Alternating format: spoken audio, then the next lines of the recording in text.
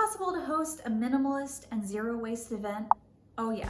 Hey everyone, I'm Jen. Hello Brio is a community of conscious creatives, and if that sounds like you, make sure to hit like on this video and subscribe to the channel for weekly videos about intentional living and minimalism. Now, this isn't to say that you should go out and have a wild party with 100 people and invite everyone over. No. Keep in mind that the COVID piece is still an issue, but if it isn't, go ahead and fast forward to the beginning of the actual content. In general, let me just go ahead and preface this by saying that I used to be the person that would never host an event or party because I hated everything that went along with it. But ever since having kids, and especially since Chris has come into my life, we've just been kind of the host of many parties. I just love having family and friends around as a way to unwind and relax. It's just a really great way to reconnect with people and remember that we're here on this earth to be with each other and not to be here to work. So first, for parties, let's talk about food and drinks.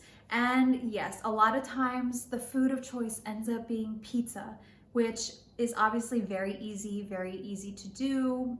Get boxes of pizza, everyone has pizza, then you're done. But what does that produce? That produces a lot of waste in terms of greasy pizza boxes that cannot be recycled, because once a piece of grease touches the cardboard, it becomes unrecyclable, which drives me insane, but it's okay. So what are some ways that you can introduce some zero or nearo waste food into your parties and events? And I say nearo waste, that is my term for nearly zero waste, because let's face it, to be zero waste is a little bit perfectionistic and a little bit impossible. So what are some things we can do here? Number one, buy produce that is fresh and local. This will reduce the amount of packaging that the produce comes in. Also, there's a side benefit of eating produce is a lot healthier than eating bags of chips, for example. The other thing you can do is opt for recipes that are going to use ingredients that you already have or will use in the future.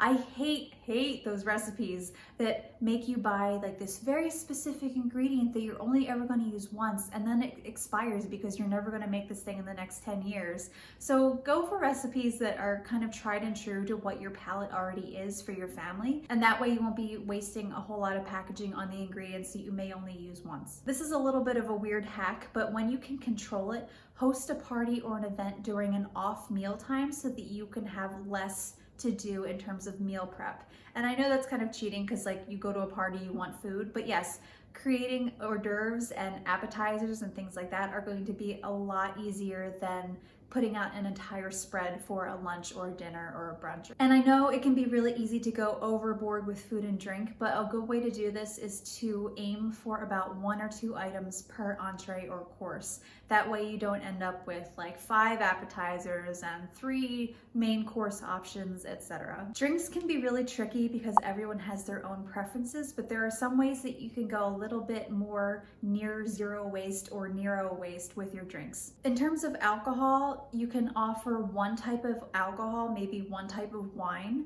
and then ask for people to bring their own alcohol so that they can meet their own tastes. Another thing you can do is gather those big glass growlers and go to your local brewery and have them fill it up with a couple of different types of beers. That way you can still have beer, but you're not producing a whole bunch of aluminum can waste. A really good tip for a crowd pleaser that's not only zero waste but is also budget friendly is to create a big batch of iced tea the night before so that it's just ready to go in a big pitcher. And because tea bags are compostable, it is a very environmentally friendly solution. Seltzer water is a very popular option, and it's just something that is a staple in our family. And if you have one of those soda streams or a carbonated water maker, that is going to be an even better option than having aluminum can recycling waste. Finally, for the kids, instead of having juice boxes or juice pouches, you can go out and buy a big jug of juice and just put it in cups. And yes, it might be a little messier than juice boxes, but it'll produce a lot less waste and you won't be using those straws. In terms of serving those food and drinks, I always recommend using what you already have. Don't rush out and buy paper plates and plastic spoons, etc.